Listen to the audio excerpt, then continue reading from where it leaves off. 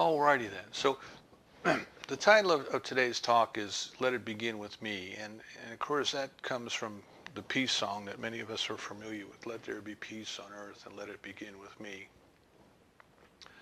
And there's a lot of truth in those simple words. We have to let it begin with us. It can't begin anyplace else. The whole world is waiting for something to begin someplace else. You know, everybody's idea of peace, the world's idea of peace is that we'll be just fine, we'll be just okay if everybody would just leave us alone and let us do it our way. But we find that that idea of peace is not accurate because even when people are alone, they are tormented by their fears, by their fleeting thoughts, by the activity of mind, by their desires, their grasping and aversion. No matter what they have, they'll want something else. And that is not peace. That is not peace. We have to consider the words of Spinoza when he said, there's more to peace than the absence of war. Right? Our society thinks that peace is kind of that lull in between hostilities. And that's not peace. That's the absence of war, which is not the same thing as peace. If you look at the cycles of warfare in human history, you know, it seems that people get all worked up into a frenzy of war. And after a while, they expend that energy and they fall back into, excuse me, a lull or a lethargy where they want no more of it. No more of it. You know, kind of the isolationist periods in a country's history. They don't want anything to do with the world out there anymore. We've had enough of that. But that only lasts a certain amount of time. And then they go right back into periods of conflict. And of course we've had periods of perpetual war now for many, many years. No rest, just constant activity. So we have to first begin to think, excuse me, of what is this peace that we're talking about. And we're talking about it today, of course, because it's the 15th anniversary of 9/11. And we know it's very much on people's minds. I mean, the obvious question that we ask is, are we any safer today than we were then? Is the world any more peaceful now than it was then? If we turn on the news, it certainly seems that the answer is no. I mean, in biblical terms, there are wars and there are rumors of wars. And there are horrible images in front of our eyes every day. And while we may be keenly aware of the suffering in our own country because of the anniversary of 9/11, when we consider ourselves as brothers and sisters of the world, that we are all God's children, we start to realize that these things are going on all the time in different places. Last month or so, we had the compelling picture of the little boy, the little 5-year-old boy in Syria, sitting on an orange chair in the waiting room of the emergency room, all dirty, all bloodied. And the world wants to ask, how can we do this to our children? You know? So I only bring this up because we have to understand that the human idea of peace, which is I can beat somebody else into submission and then my life will be okay, it is a flawed idea. We have to have a better idea. It is time for a new idea, and that must begin with us, with me, with you. Let it begin with me. Because the world is not eager to change. The world and organizations and societies and cultures and people, they are not eager to change. My experience is that everybody is all for change as long as they're not the ones who have to change. As long as everybody else would just change what they're doing, these people will be okay. And it's not so. It is not so.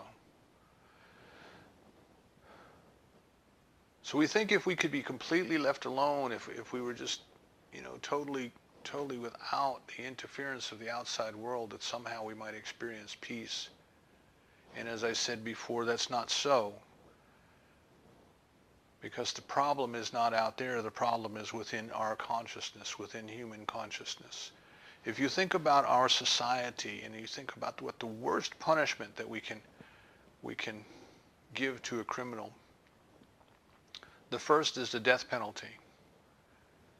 And the reason that that is the most severe punishment, I believe, is because our society is so terribly afraid of death.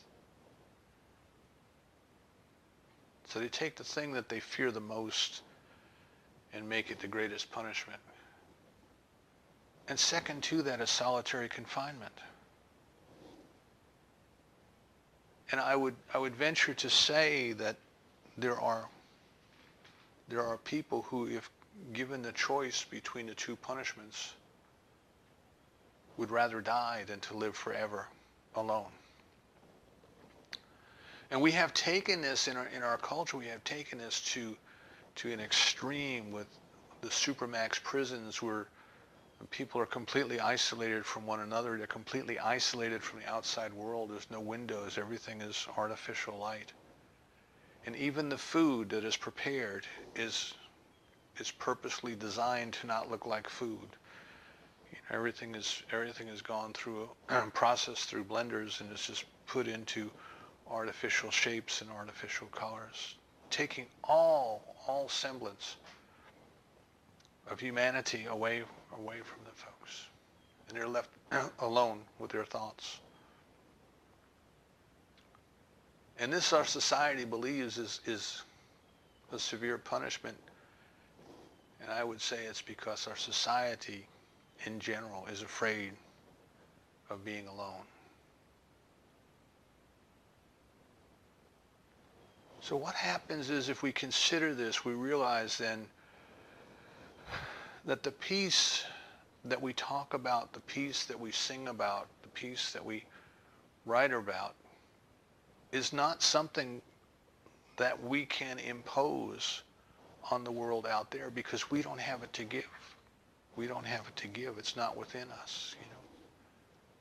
It's like being on the airliner when the oxygen mask dropped down. You have to put the oxygen mask on yourself before you put it on your children. Because if you don't have it yourself, you'll pass out and you won't have anything to give. So the world is absolutely full of people who are trying to give something that they don't have. And peace is a perfect example of that. Just as a side note, I was watching a documentary, or listening to a podcast actually, about a documentary filmmaker. And of course, I love documentaries. And the gentleman was making a documentary about a book. And he said that after the financial collapse in 2008, there were many people in the public sector who were talking about a certain book that had forecast what was going to happen and predicted it accurately, and people were just quoting from this book left and right. And he said, isn't it interesting that a book has that sort of impact on society? And what is it about this book? And he started to make a film that he called a biography of a book. He was just interested, where did it come from? Where did the ideas come from? What happened when it was published? Because it was originally published a long time ago. How was it received? What did the critics say? And then why in 2008 did it come back into vogue? So he decided to go to a convention, and it was a group of people whose ideologies closely mirrored the ideologies that were expressed by the main characters of the book. And he thought to himself, surely the people at this convention have read this book, and I can interview them and talk to them about how they read it, and what impact it had on their lives, and why the ideas are important to them, and all those sorts of things. He said he was greatly surprised when he got to the convention. He said he got there and he started asking people about the book. He said, and hardly anyone had read it. He said, but everyone had an opinion about it. Everyone was willing to tell him about the book and how wonderful the ideas in the book were, but they hadn't read it. And he said never in his life had he met so many people who were willing to give him a book review on a book that they hadn't read. The world is full of people who are trying to give away something that they do not have first-hand knowledge of. And it is that way with peace. It is that way with peace. So it's a reasonable question for people to ask, in the last 15 years, are we any safer than we were? Are we any better off than we were? And I would turn the question back, and I would say, in the last 15 years, have you grown spiritually? Because the human idea of being better off and being safer and being more peaceful is an idea that depends upon the world out there, the external world, about being strong, about defeating enemies, about all of the typical things that we know in our lives. But when we go into the spiritual realm, we are taught that peace is not something that is out there. That peace is something that is within. It is something we had all the time, as I was talking about last week. It's something we had all the time. It is with us all the time. If God is perfect peace and God is everywhere present, then God is with us all the time, and perfect peace is with us all the time. But we must realize it. We must realize it in a manner that goes beyond the intellect and the ego. We must realize it with our spiritual discernment. In the mythology that comes to us about the Garden of Eden, we're given this idea of a place, a physical place, where Adam lived with close proximity to God, walked with God in the cool of the evening, we're told. And yet we know that this has to be a story, a metaphor, because Adam felt lack. He felt that something was missing. And you have to ask yourself, if we truly experience the presence of God as intimately as to be able to walk with God in the cool of the evening in the garden, how could we possibly lack? What would be missing?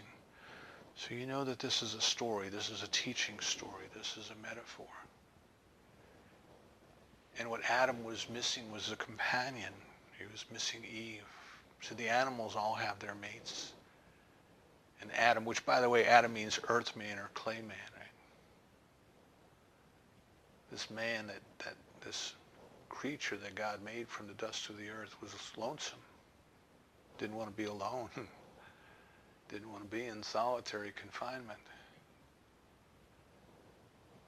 So the story goes on to tell us that God put Adam into a deep sleep. And while Adam was asleep, God created Eve. But nowhere in the Bible does it tell us that Adam woke up. So Joel Goldsmith tells us that we are all stuck in that dream. We are still in the Adam dream. We are still in the dream of separation. The Buddhists call it the dream of separation. We are all having this dream. We have to understand that which we call the reality is not. It is the dream. It is projections of consciousness. Now, can you imagine if you were having a dream at night, and it's a disturbing dream, and if you could realize while you were having it, if you could realize that it's only a dream, how silly would it be to continue to be frightened? And yet we do that. I've done that. I'm having a disturbing dream, and I wake up and I say, oh, thank God that was only a dream, and I go right back to sleep, and I go right back into that dream, and I go right back into whatever the struggle was that I was engaged in before.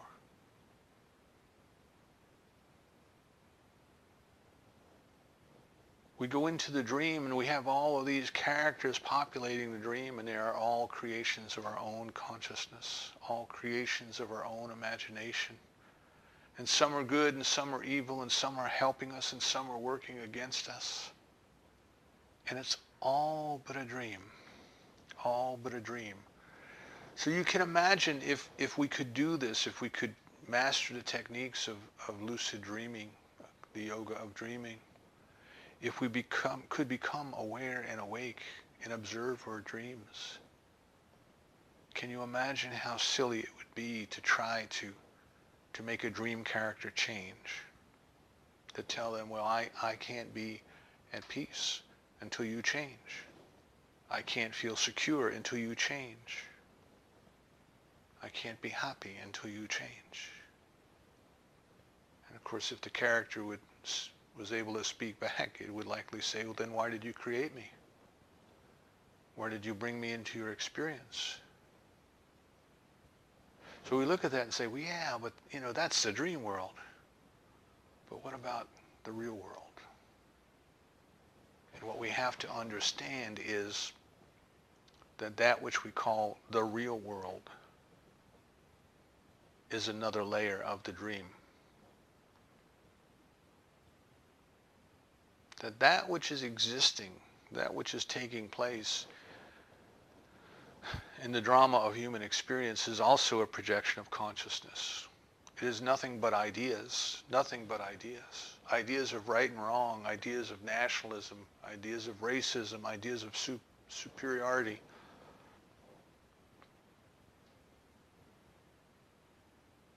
Nothing more than ideas. It is nothing more than human consciousness. And it is human consciousness that is stuck in the dream. Stuck in the dream of separation. So what we have to consider as we become very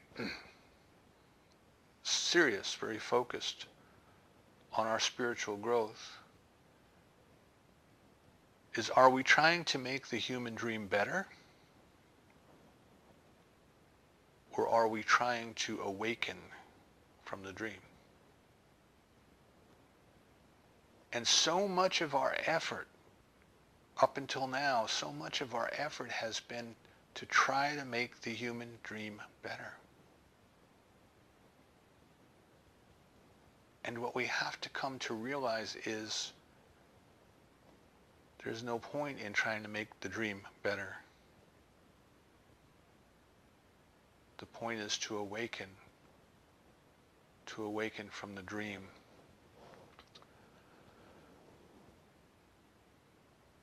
So as we embark on the spiritual path,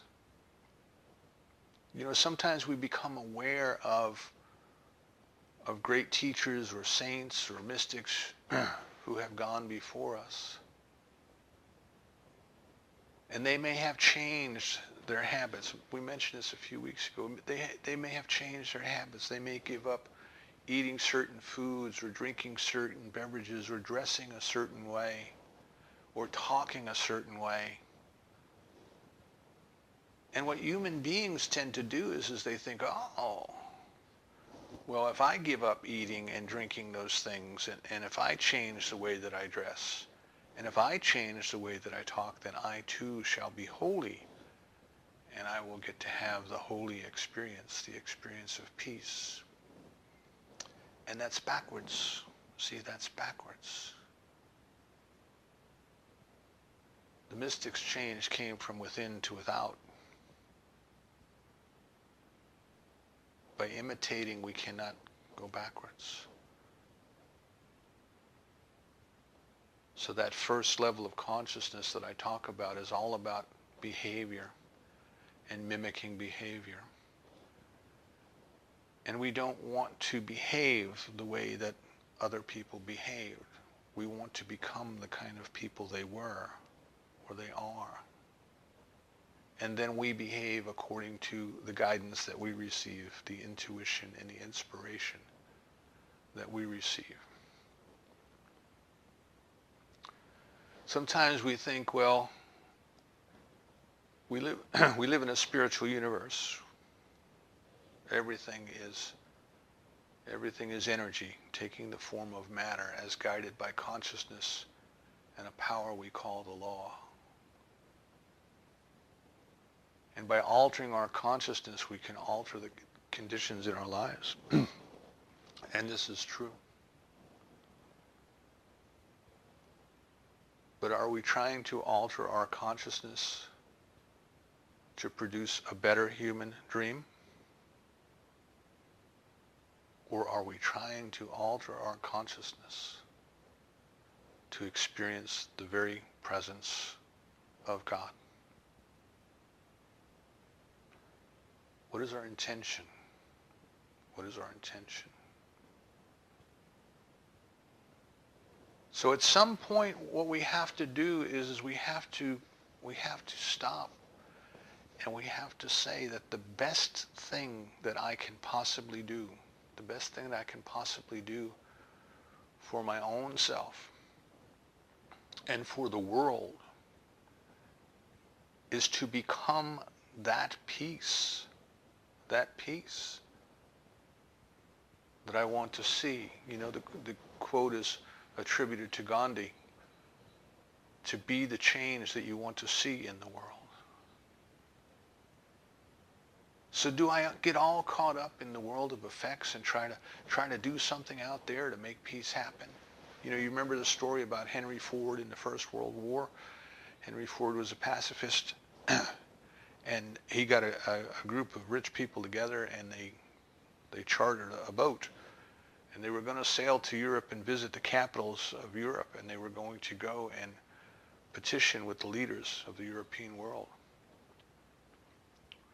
for peace, not war. But as the story goes, on their way across the ocean, they got to infighting so badly about what they were going to do and how they were going to do it that they couldn't do it. You see, they wanted to go work in the worlds of effect, and they didn't have what they were trying to give.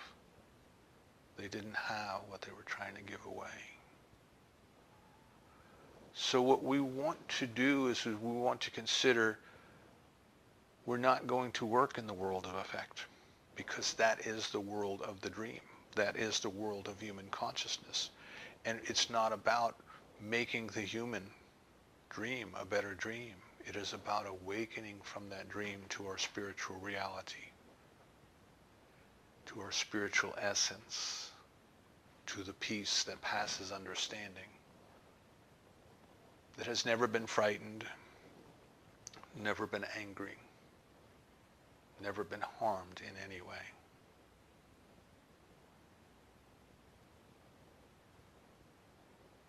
So we focus our attention then on discovering and experiencing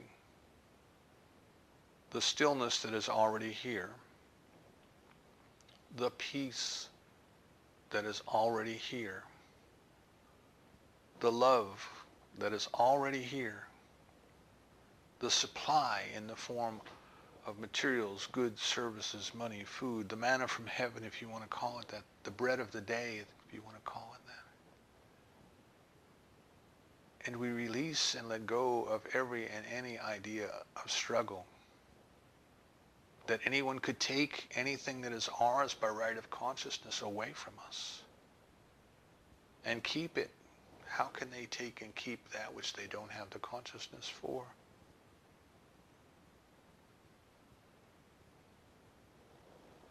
And we do this inward journey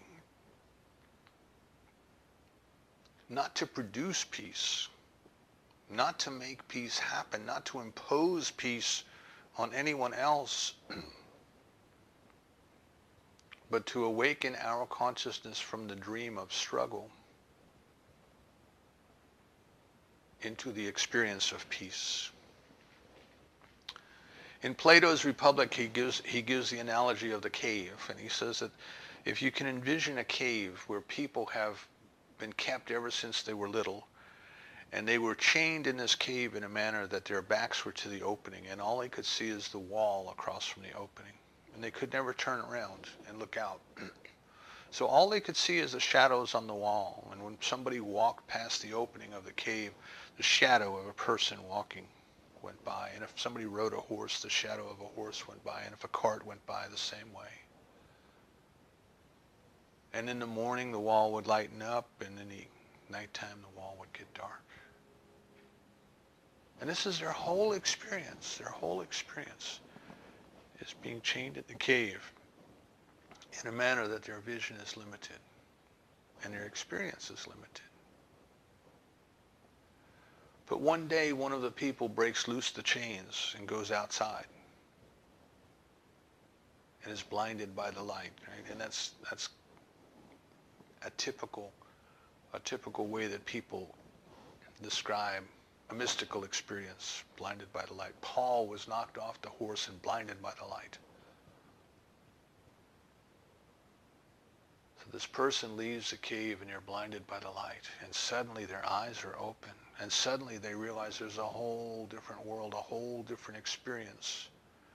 And all of the rules and regulations and ideas and opinions that people in the cave had about the way that the world works and the way that life works and the way that things are were wrong. They were wrong. They were limited. They were stuck in their own version of the dream. So this person goes back in the cave and he tries to explain to everybody, you don't understand. What you're looking at is not reality. What you're looking at is not things the way they are, but things the way you believe that they are. There's a whole different world outside. There's a whole different way of being outside. There's a whole different set of rules and regulations outside. And what do the people do? They ignored him. They ignored him. They decided he must be crazy. He didn't know what he was talking about. He was daft in the head. And we do that. We do that as human beings. So we hear the words of the masters. We hear the words of the teachers, of the Buddhas, of the Christ. We hear the words that tell us to be still and know, to go within, to ignore the drama. And part of us says, but we can't do that. We can't do that. You see, we must be involved. We must go do something. We must change things out there, you see. We must make peace happen. And to a large degree, we're like the people on the boat with Henry Ford. We're going to argue with each other about the proper way to do that. We're going to get ourselves distracted arguing about the proper way to do that, so we really don't have to go and do anything peaceful. And the reason for that is the human consciousness that we're talking about doesn't have the peace to give. Doesn't have the peace to give. So if we ask ourselves then, what is it that we are to do? Be the change. Let it begin with me. What is it that we are to do? We are to go within and find the peace that is within. Not for the purpose of trying to impose peace on the world, but simply for the purpose of being at home with the beloved, simply for the purpose of being at one with God. It's not atonement, it's at one-ment. At one-ment. At one-ment. At one-ment. So we wish to see a better world for our children, for our grandchildren, for generations to come. But the world is what the world is because human consciousness is what human consciousness is. And if we wish to see a better world, the only way that we are going to see it is by a change in consciousness that must begin with us. Whose consciousness are you going to change? Are you going to go out and change your neighbor's consciousness? Just knock on the door. Excuse me for a moment. Do you have a minute? I'd like to share something with you. See how quickly that door slams right in your face. No, we have to begin where we are. We have to begin with what we have, which is our consciousness. And as backwards as it seems to the rules and the regulations and the ideas that human beings have kind of agreed to, right? Rules of war. Can you believe that? We've got rules for war. We agree to war. So human beings have agreed to these rules, and we look at that and say, oh my God, but I can't just sit and do nothing. I can't just sit and gaze at my navel. You know, that's turning my back on my brothers and my sisters. And what I'm suggesting is if we try to do anything before we have something to give, we're doing more harm than we are good. Right? The first rule is do no harm. Do no harm. So if we wish to see a different world, rather than focusing on the problems of the world, the drama of the world, the things that need to be fixed in the world, what we can do is we can go within in our meditation. Not to go within to ask for anything. There's a time for that. There's a place for that. Not to go within to specifically treat for anything. There's a time and a place for that. But we need to take at least one period a day to simply be still. To be still and know.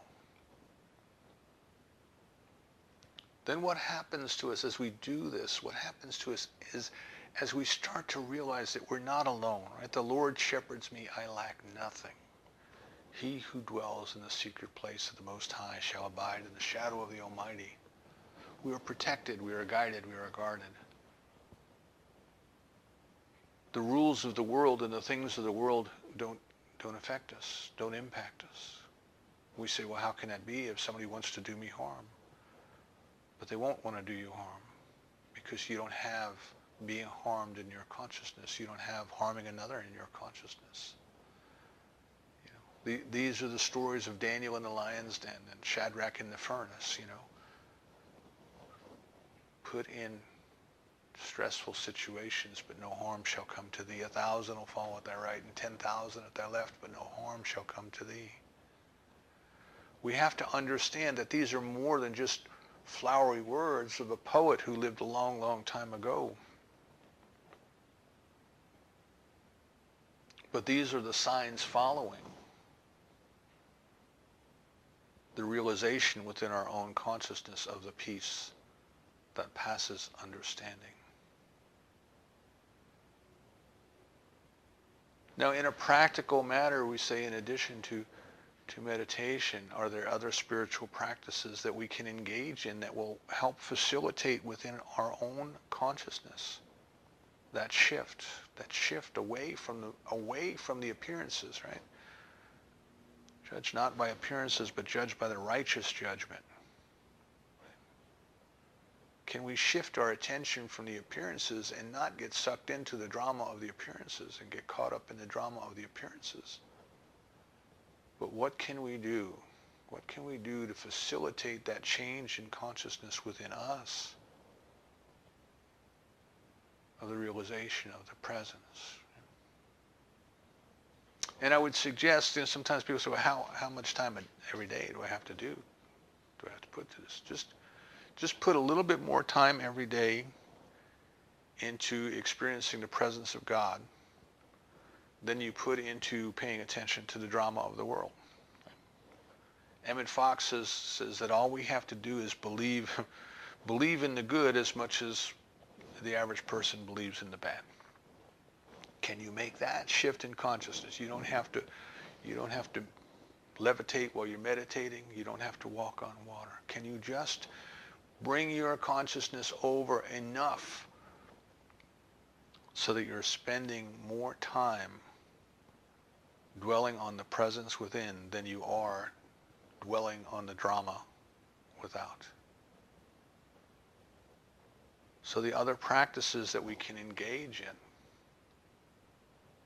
we can engage in forgiveness. whoever it is that we feel that we need to forgive for whatever it is that we need to forgive them, we can go and discover what forgiveness really is. And it's not the world's idea of forgiveness. But we can take time to learn what truly we mean by spiritual forgiveness and to practice spiritual forgiveness. It does nothing to the other person. It is all about us releasing and letting go our attachment to whatever happened. We can pray for our enemies. You know, so much of what's caught up in the news is about denigrating our enemies. You know, we have to dehumanize them. Wynne Dyer tells us this in his documentary from the 80s on war. You know, all cultures do that. The human instinct is so strongly against killing that the only way they can get people to kill is to demonize the enemy. To demonize the enemy. They're less than human. They don't deserve to live, so therefore we can go kill them. That's what our soldiers have to believe. But instead of dehumanizing those who we would consider enemies, we can pray for them. We can bless them, which is what we're told in the scripture. And by doing that, I mean recognizing that they too are a living expression of God.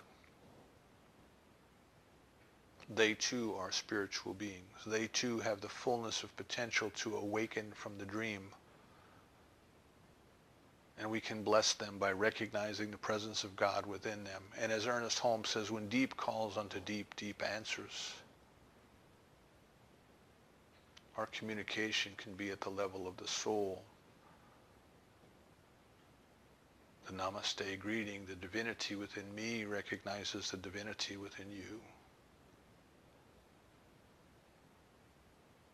And just break ourselves out of that dream of separation, that dream that believes that the others are not like us. They deserve to be vilified. They do not. They are spiritual beings just as you and I, and they deserve their chance to awaken, and they'll have it. But if we do our inner growth, our inner work, if we go in and do our growth, we help facilitate that growth in others, because in order for us to do so, we have to bring about a change in consciousness, and since we are all in the same consciousness, we're helping to facilitate the growth of others. If I be lifted up, I lift up others with me. And we have to go within and allow ourselves to be uplifted by the peace and the power and the love within. We can share with others. We can recognize them as brothers and sisters. We can share, we can have compassion. We can share our prayers, we can share our love, we can share our resources. We can share, but not out of a sense of there, but for the grace of God, go I. We can share out of a sense of we are one. We are one. And we can use gratitude as a spiritual practice. We can praise, give thanks, and see the goodness and the presence and the glory of God in everything, in everyone, even in those who we might call enemy, even in those who might do us harm. So by these very deliberate acts, what we are doing is we are changing our own consciousness away from the consciousness of the world. The consciousness of the world is the consciousness that only sees the shadows in the cave. And we are bringing ourselves out of the cave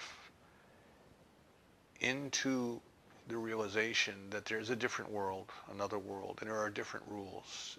And the rules in the spiritual world supersede the rules in the physical world.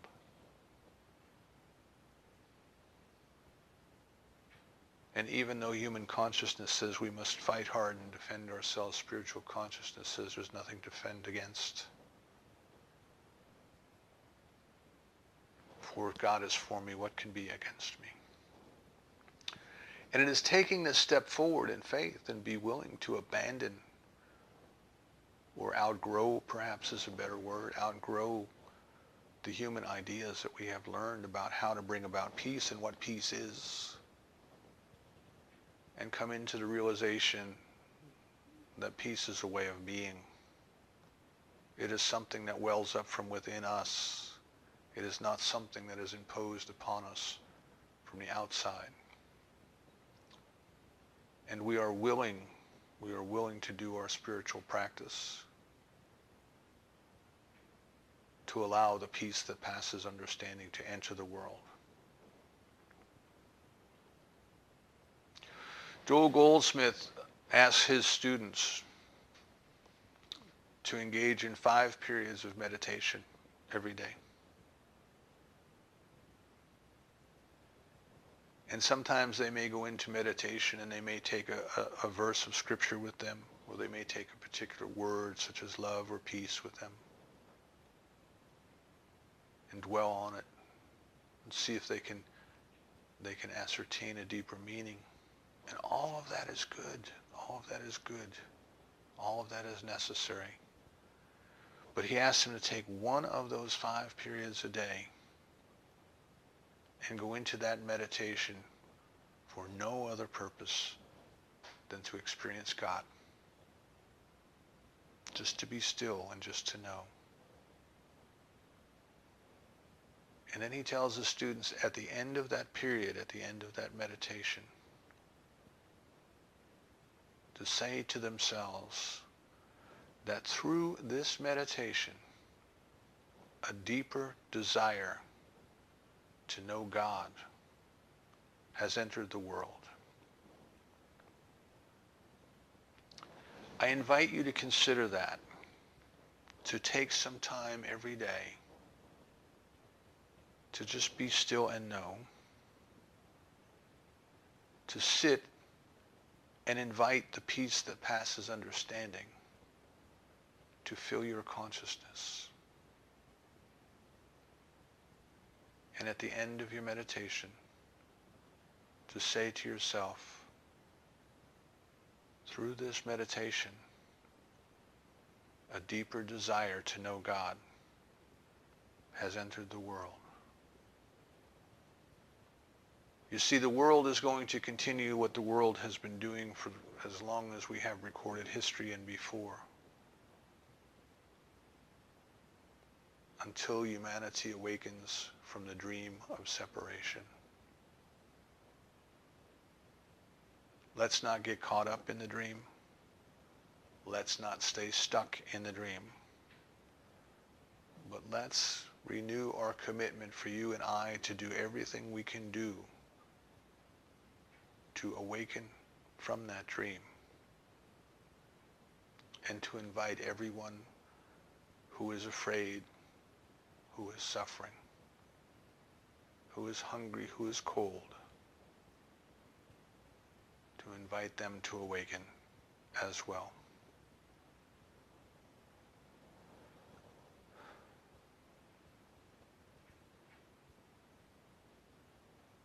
This, I believe, is the light that is talked about, that can't be hidden under the bushel. It is the light that we have to let shine. But we have to go within and let it shine from within without. There's no faking it. There's no pretending. It is an inner realization that we must invite, and by grace, it comes to us. You are those lights. Let them shine. Be the change we wish to see in the world. Let there be peace on earth, and let it begin with me. And so it is.